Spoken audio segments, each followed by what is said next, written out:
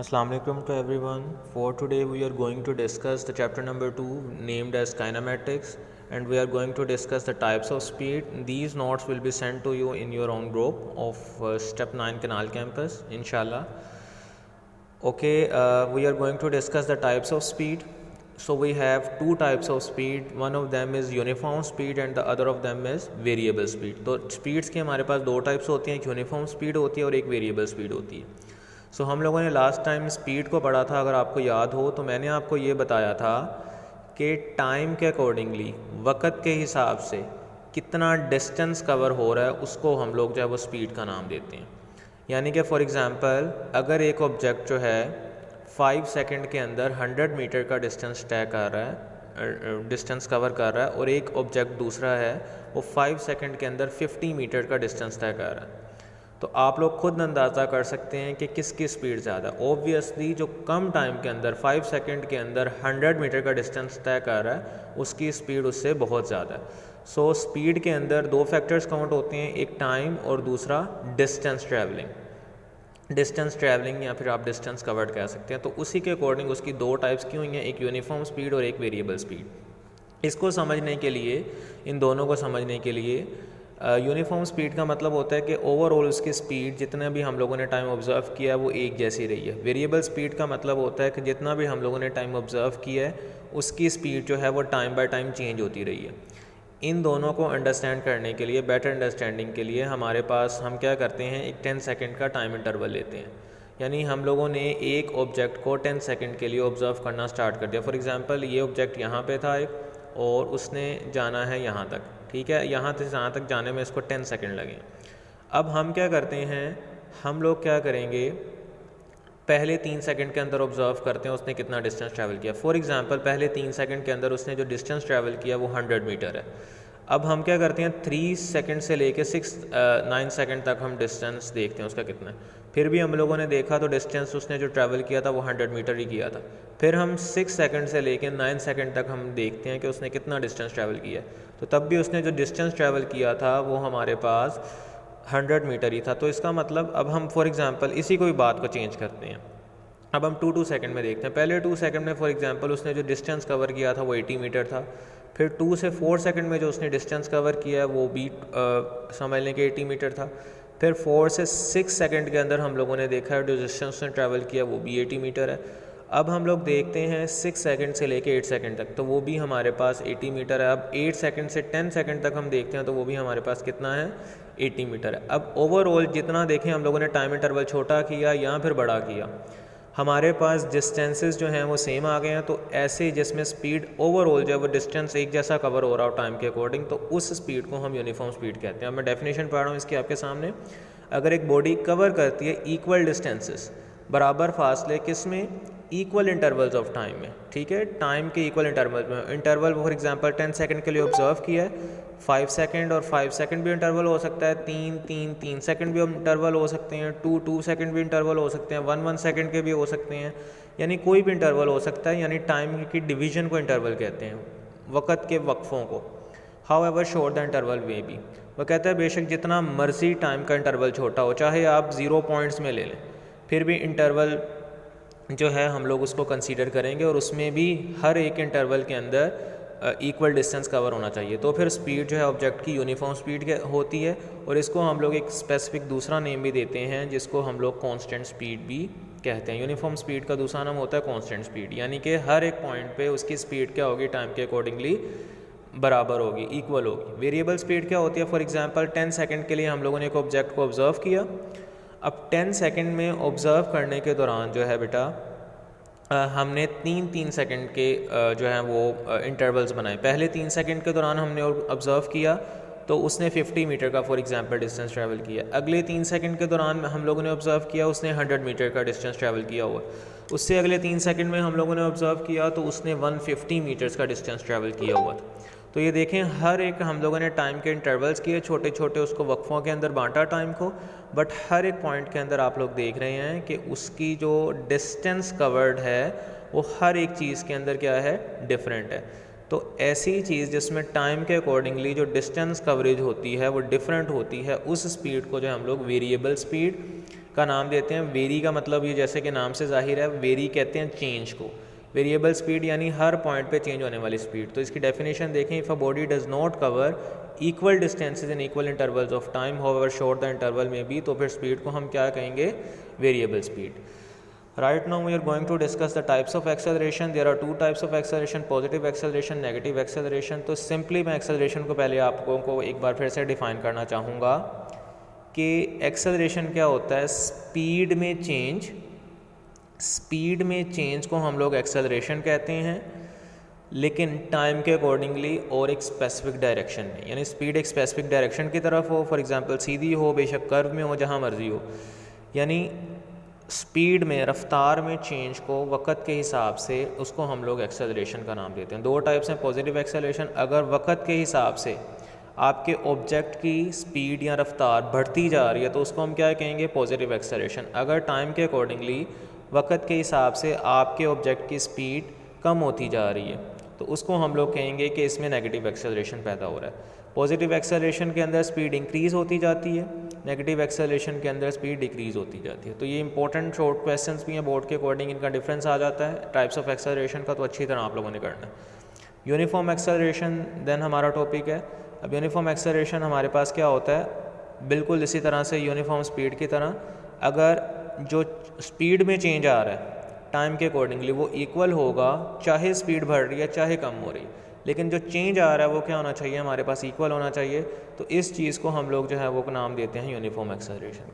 Then आ जाता है gravitational acceleration, ऐसा एक्सेलरेशन या ऐसी स्पीड में बदलाव या चेंज इन स्पीड जो कि टाइम के अकॉर्डिंग ग्रेविटी की वजह से होती है। मिसाल के तौर पर हम ऊपर से कोई चीज़ फेंक देते हैं तो वो नीचे आके गिरती है, अब उसमें जितनी हाइट से गिरेगी उतनी तेज़ होगी, ये उसकी जो स्पीड डिपेंड कर रही होती है वो ग्रेविटी पे डिपेंड कर रही होती है, यानी उसमें रफ्तार में तेज़ी या कमी जो डिपेंड कर रही होती है वो डिपेंड कर रही होती है ग्रेविटी के ऊपर। और ऐसे यानी स्पीड के चेंज को टाइम के अकॉर्डिंगली हम लोग ग्रेविटेशनल एक्सेलरेशन का जो नाम देते हैं। इसका यूनिट बहुत इंपॉर्टेंट MCQs पेपर में आता है, मीटर पर स्क्वायर सेकंड होता है, और इसकी न्यूमेरिकल वैल्यू होती है 10 मीटर पर स्क्वायर सेकंड, जो कि ऑल्सो हमारे पास एक इम्पॉर्टेंट जो है वो क्विज़ है पेपर के लिए, जो कि न्यूमेरिकल्स में भी यूज़ होगा।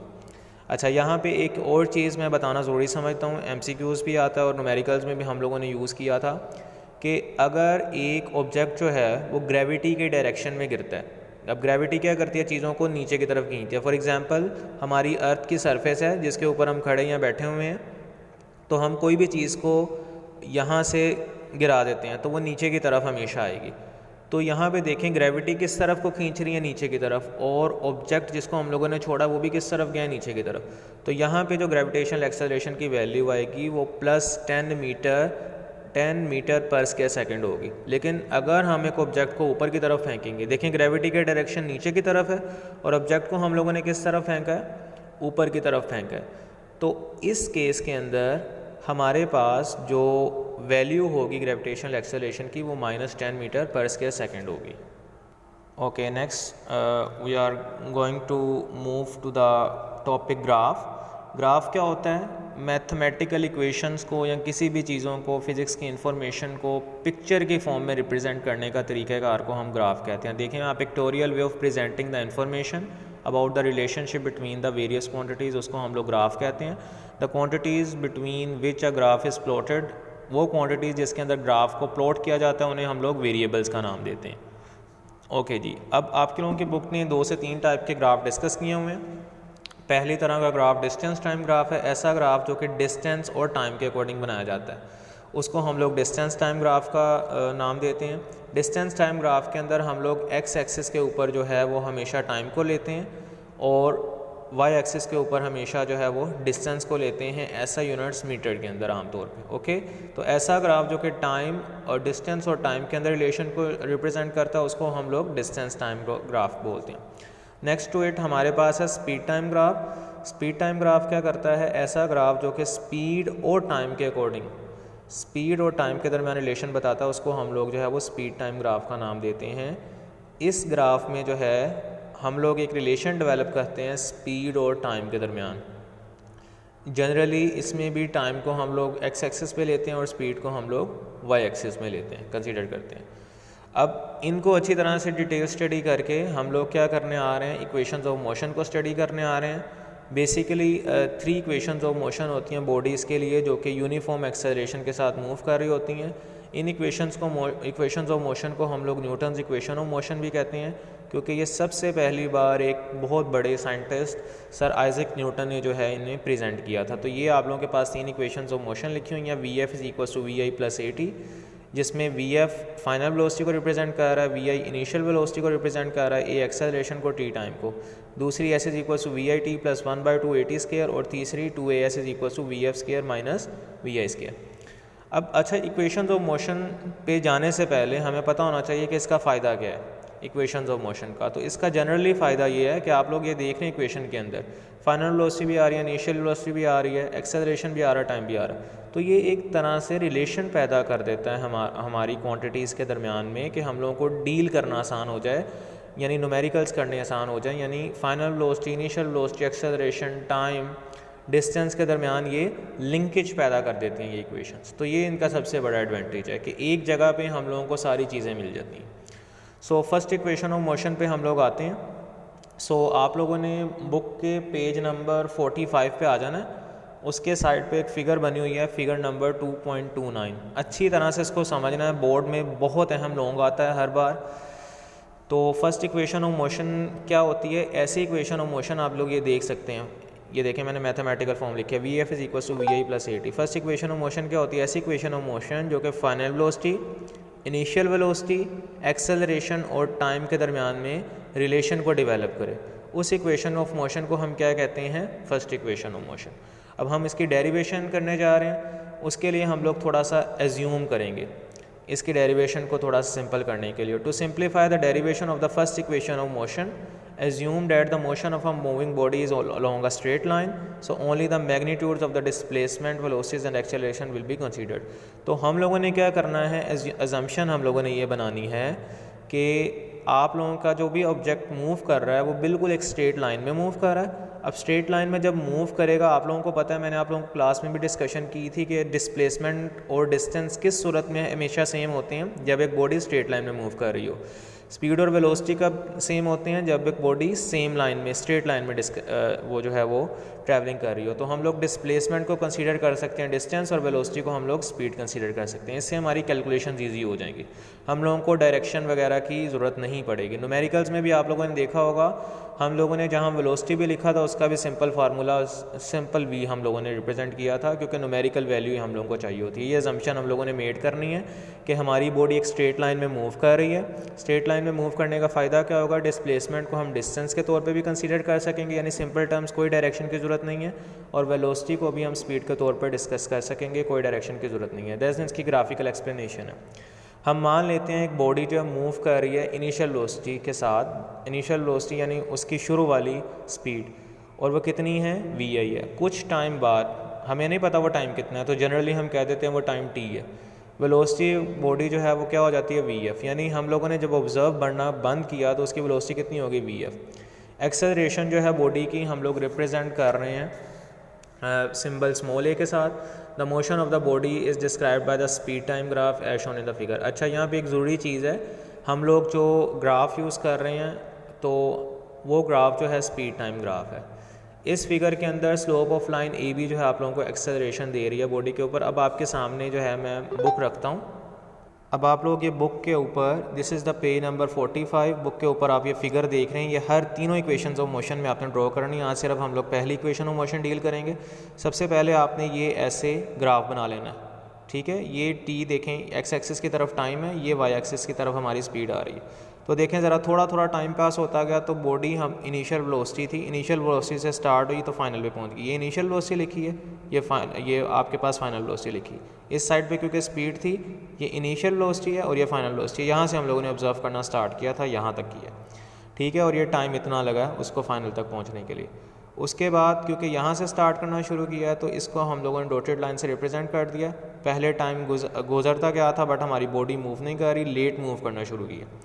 उसके बाद ये ए बी जो है ये शो कर रहा है हमारे पास एक्सेलरेशन को, जो भी यानी कितना स्पीड जो है उसमें चेंज आ रहा है, और ये इस डायरेक्शन में हमें बता रही हैं कि कितना जो है वो स्पीड ने गेन किया है, यानी इनिशियल वेलोसिटी से फाइनल वेलोसिटी में जाते हुए कितनी स्पीड में जो है वो चेंज आया। तो अब यहाँ पे देखें ये एक ट्रायंगल बन रहा है और ये सिंपल नीचे जो है हमारे पास एक रेक्टेंगल बन रहा है। तो हम इसको फ़िलहाल तो कंसिडर नहीं करेंगे, हम लोग इनिशियल वेलोसिटी से फाइनल वेलोसिटी तक हम लोग अब देखते हैं। साथ हम लोग आते हैं अपने नोट्स के ऊपर। तो नोट्स पे आप लोग देखें, पहला हमारी इक्वेशंस ऑफ मोशन हम लोगों ने सिंपली आप अंडरस्टैंड कर लें कि हम लोगों ने सिर्फ एक्सेलरेशन की वैल्यू निकाली है। स्लोप ऑफ लाइन आप लोगों को क्या बता रहा है, एक्सेलरेशन है। अब स्लोप ऑफ लाइन ग्राफ के अकॉर्डिंग किसके इक्वल है, देखें ये स्लोप ऑफ लाइन किसके इक्वल है, ए और बी के। तो हम लोगों ने स्लोप ऑफ लाइन को क्या लिख लिया, ए बी। अब स्लोप ऑफ लाइन ए के इक्वल है, वो उसको आप वैसे रहने दें, एंड पे जाकर हम यूज़ कर लें लाइन ए बी। अब ए बी आप लोगों को पता है, ए बी जो है वो किसके इक्वल है, देखें ए बी यहाँ पे आप लोग देख रहे हैं, ये ए बी है। ये तो एक तरह से आप लोग देखिए राइट ट्रायंगल नहीं बन रहा। यहाँ पे अगर आप लोग देखें ये स्ट्रेट लाइन, ये उसकी हाइट आ गई, ये उसकी बेस आ गई और ये उसकी ये जो हाइपोटेनस आ गई, एक्सेलरेशन जहाँ पे पड़ा हुआ है। तो हम लोग जो है एक फार्मूला लगाते हैं। तो फार्मूला हमारे पास क्या होता है कि हाइपोटेन्यूज किसके इक्वल होता है, परपेंडिकुलर यानी बी सी ओवर बेस जो कि ए सी के इक्वल है। तो इसीलिए हम लोगों ने नोट्स पे देखें लिखा है बी सी ओवर ए सी। क्यों, क्योंकि ए बी एक हाइपोटेन्यूज है। हाइपोटेन्यूज किसके इक्वल होता है, परपेंडिकुलर ओवर बेस।